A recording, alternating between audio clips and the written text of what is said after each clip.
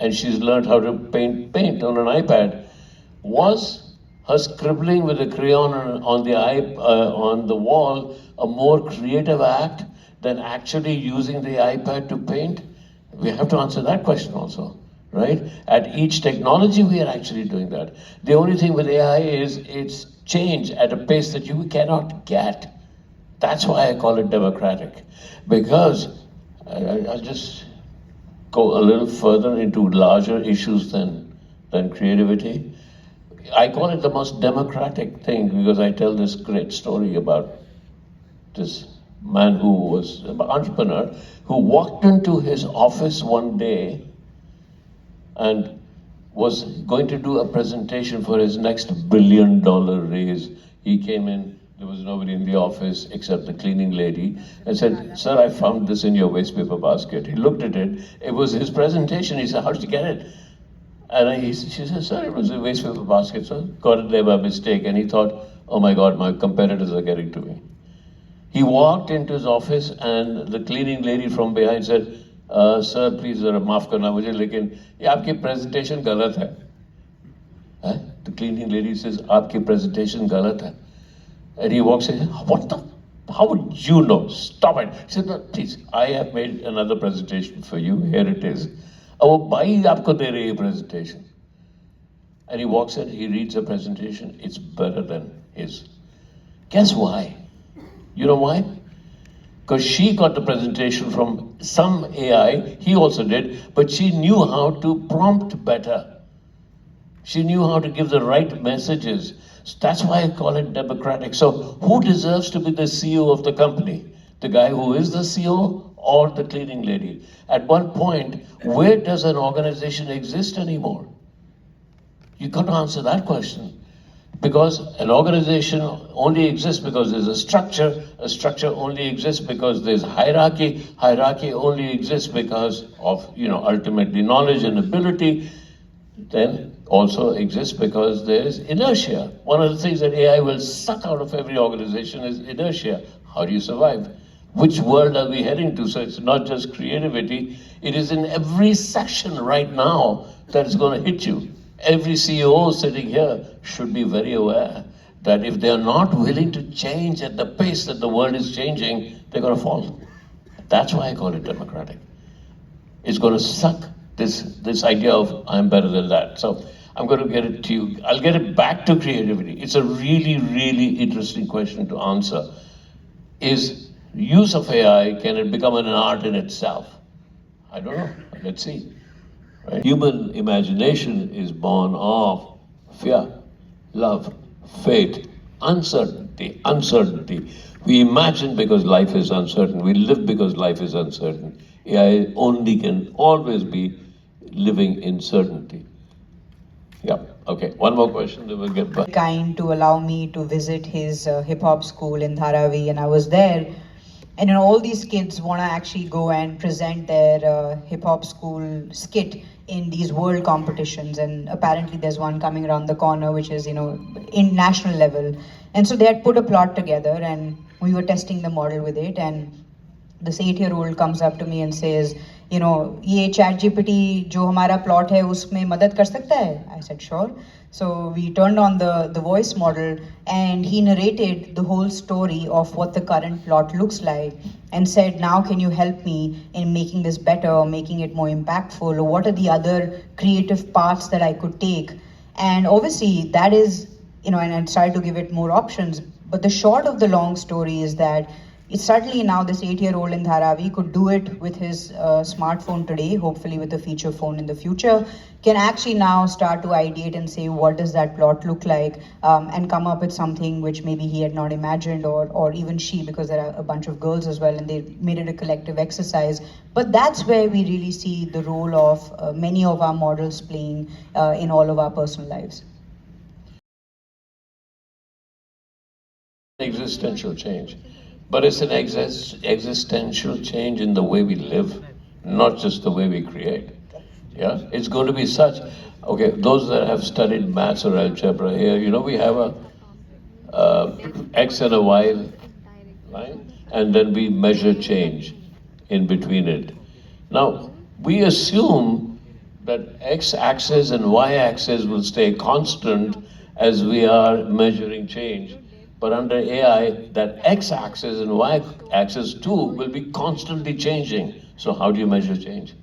You know, that means it's going so fast that we have to be thinking on our feet all the time. Anyway, we can come to that. Let's get back. Yeah, the lady there, just behind you. So my name is Priyanshi and I am a digital media student in Indian Stroke Mass Communication, New Delhi. So my question to you, Pragya ma'am, is first of all, I would like to say it was an amazing presentation. And my question to you is that we have seen that there is an app, Firefly as well, where we'll give prompt and it creates images. So the biggest challenge I think is that if we give a prompt, say a Indian man in his mid 30s, so it will create a stereotypical image like a black man or something. So how to deal with these challenges? Like it stereotypes, maybe if we talk about Africa or Asia or China as well, so it stereotypes those images. So how do you think your platform will deal with these challenges? That's actually one of the reasons why we've not gone out and launched Sora publicly, because these are some of the iterations that we are making within the product to make sure that many of the cultural and ethnic biases that typically are in these models are straightened out. And so we're hoping that when we come to market, some of this is already taken care of. But again, you know, as many of the panelists have already mentioned, this is still very, very early days. You know, we're living in this chat GPT era, but you know, if we go back, it's only been 2 years, and we've only been, OpenAI has been a product company only in the last 2 years.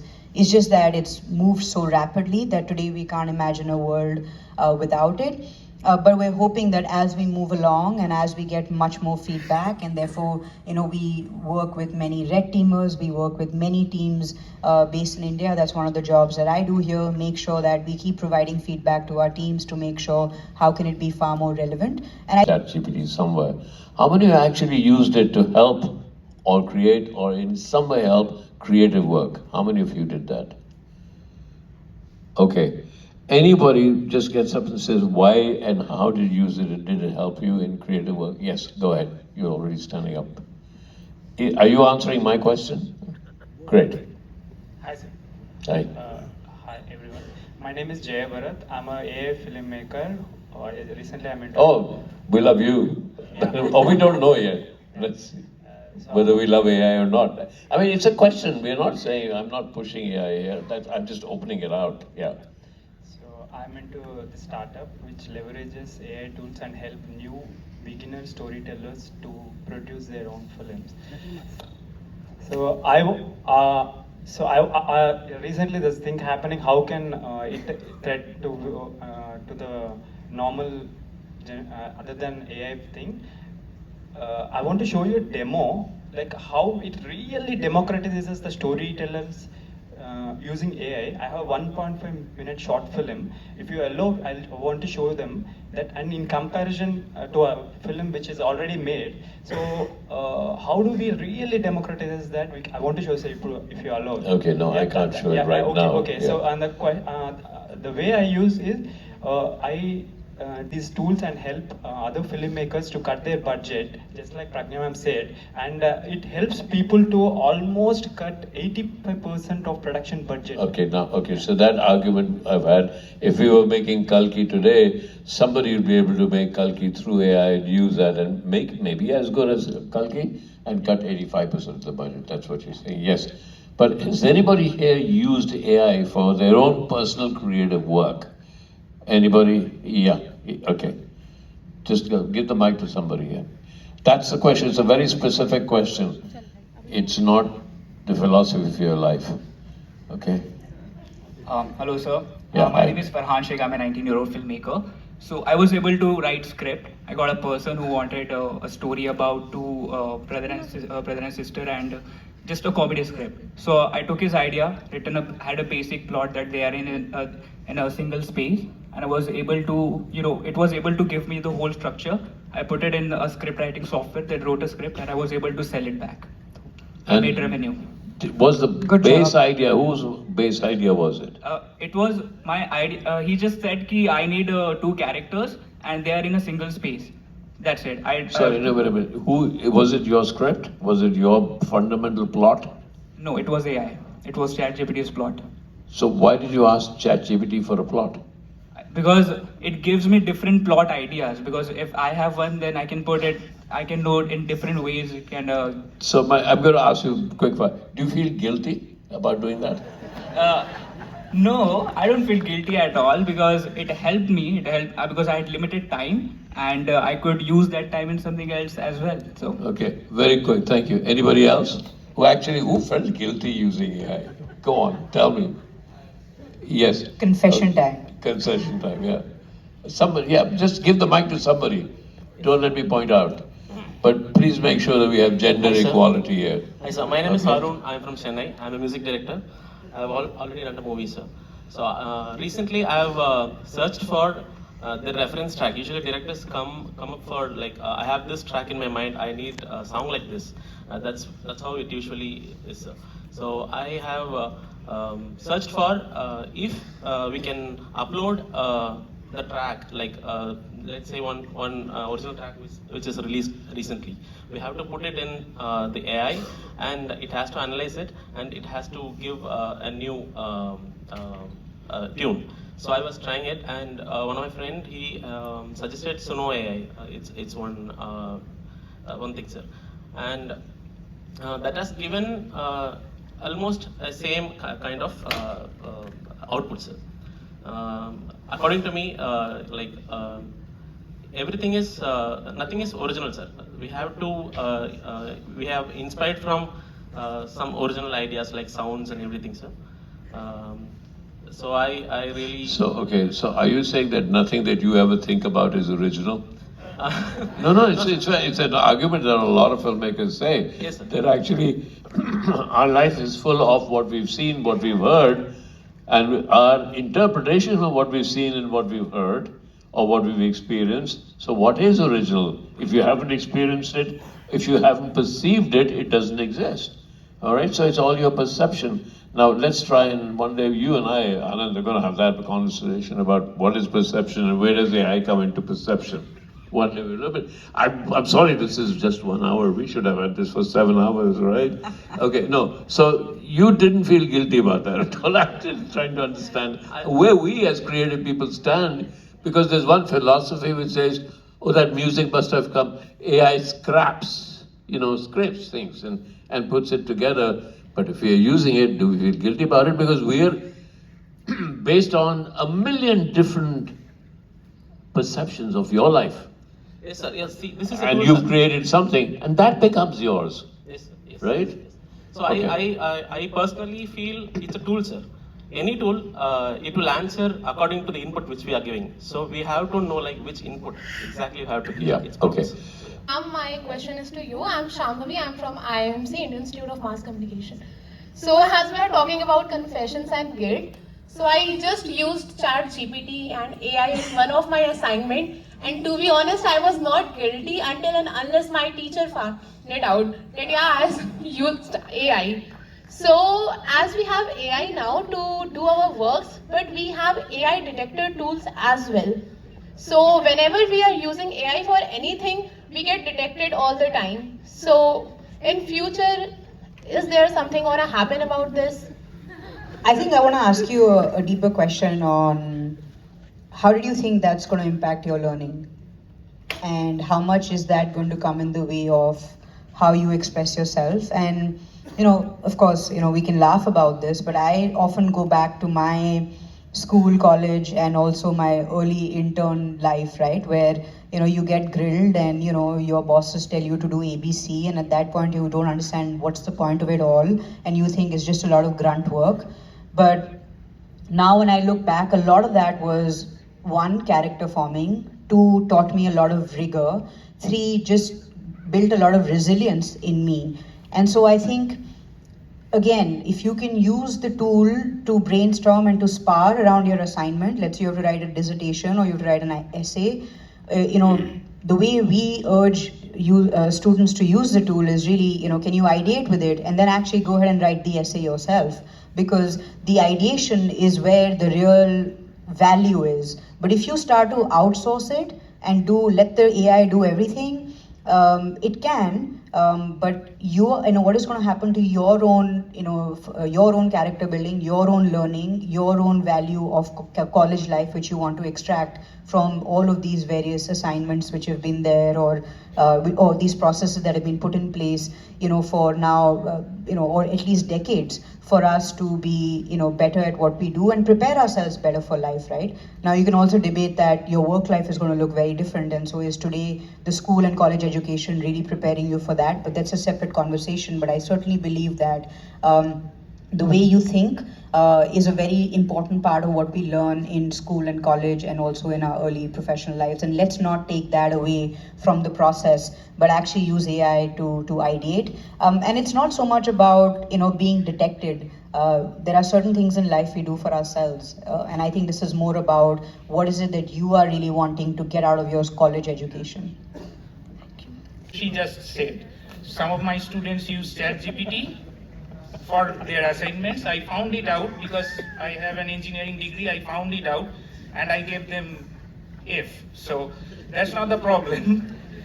My question is, have you guys read about Theodore W. Adorno's culture industry? So in culture industry, he said about culture industry is an entity where the dominant ideology subjugates people and its audience to not think for themselves. Do you think your ChatGPT is going to turn out something like that? Because it's kind of showing that way.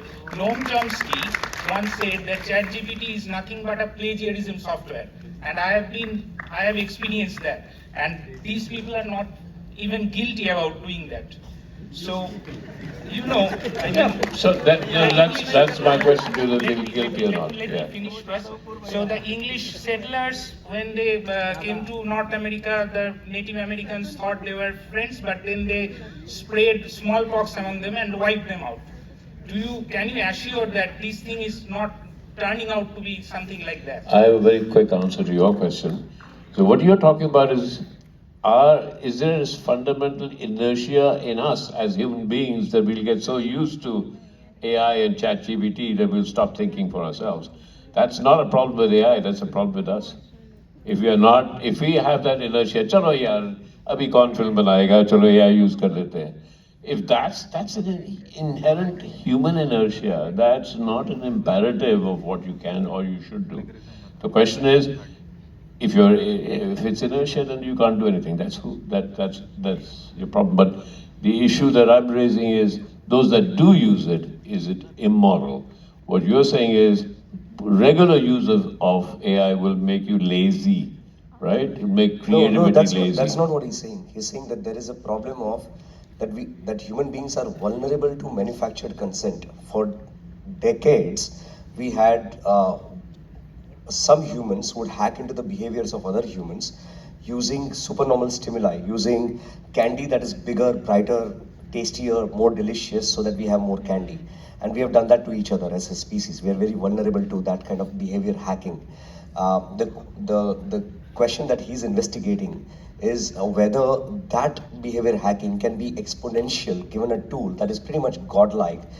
It's not as trivial as, I mean, of course, there can be multiple ways of approaching that, but it's not only about he is in fact addressing human vulnerability too, and that's why everyone clapped in the room, because everyone is aware how vulnerable we are to behavior hacking. And the question is, how do we use it responsibly? I mean, that's really the question that we are investigating when you're talking about guardrails. Absolutely. And I think the answer, the two things, right, to what you said and also to the plagiarism piece. I'll address the plagiarism because it's easier. Including in Sora, with the same prompt, you will never get the two identical clips, ever. So there's no question around IP violation, copying, plagiarism. That's how we've built and that's how the tools have been trained. So you can put the same prompt, you're not going to get the same outcome. So that's a lot like human beings. We all see worlds and lives. I'm seeing the same room in a particular way.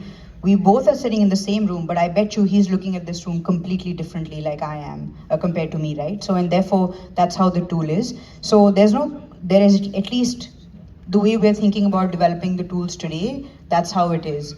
Plagiarism, yes, in terms of text, yes, there are challenges where there's a copy paste from whatever ChatGPT creates, and so it's really not plagiarism. It's just that the student is not using their own creative sense, but is copy pasting what they've got from AI. And we had these problems even when Google had initially come in, right, where people would just copy from research papers as it is, and then later on, of course, all the various tools came in, and so you could detect that, oh my god, you've not put a footnote, you've not really referenced this properly, and therefore there's a challenge. So I think we will get to that, but the tool itself is not violating any copyright or plagiarism of someone else's work or regurgitate. I mean, we do regurgitation, but we don't copy paste as it is from somebody else's work. So that's not happening.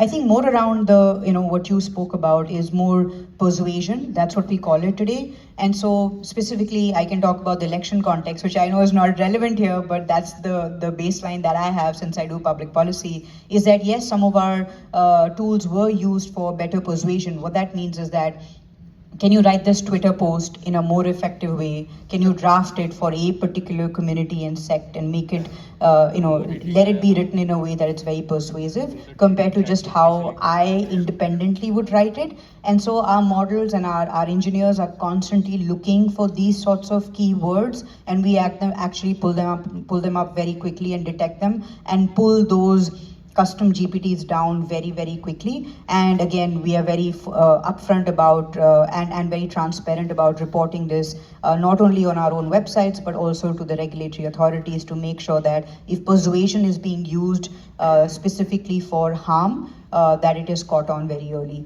But of course, some of it will slip through, but I think us as a society need to be far more resilient while, platform companies like ourselves continue to do what we think we should be doing.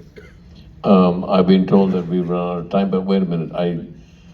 We got very fortunate. We found each other very early on in life. So last 8 years, we've been living 10 minutes from here, creating quite a few of our films and games that you have experienced are created right here, 10 minutes from here, with like 30 creators living together. So please visit us. You should do it. I have time for one more question. Okay.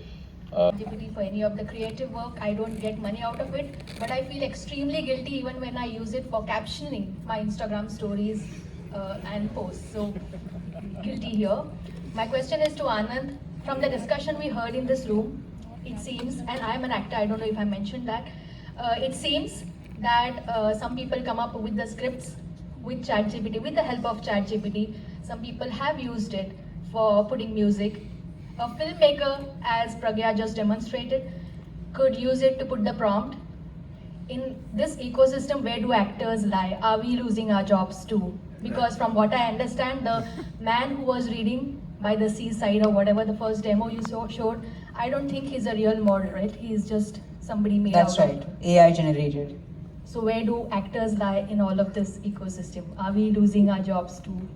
Do our actors losing their jobs? Yeah. Of course, if everything becomes AI, actors will lose their jobs.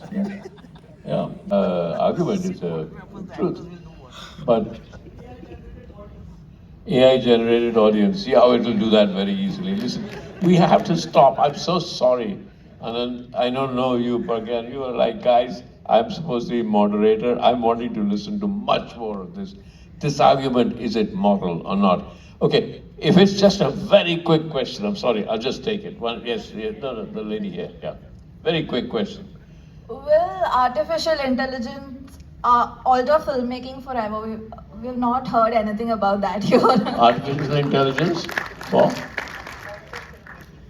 We've not heard anything about... Yeah, you know what? Okay, I'll answer that question. I would like Anand Gandhi to answer if you don't mind. Oh, Anand. Yeah, okay. Because the fact is that when sound came into silent films, they said film's dead. When color came into black and white, they said film's dead. So it's all technology. When digital replaced that cinefilm, they said film's dead. But in all of this, there was human effort, right? But will there be the same amount of human effort in AI filmmaking? Well, it's up to you, right? So no, that's again, it's huge questions. Sorry guys, I have to stop. But I would like to get a perspective from Anand Gandhi. Yeah, He's not Anand. really spoken Yeah, here. yeah. Go ahead, Shekhar. Anand. So say we have to do this much We longer. should do this outside of this conversation also, so that we can carry. And thank you so much for that, because this is the longest I've gone without speaking in a very long time. Wow. Well, that's what I've always been telling you. If don't know. Anand Gandhi Should I take spoke that as a less compliment, and or- created more, I mean, he's one of the best storytellers I know. He just talks about his stories. He should be creating them, right? Okay, guys, we have to stop. But thank you very much for being here. But very quickly, I would love to take that question on outside as well. This is something that we're talking about constantly. I do think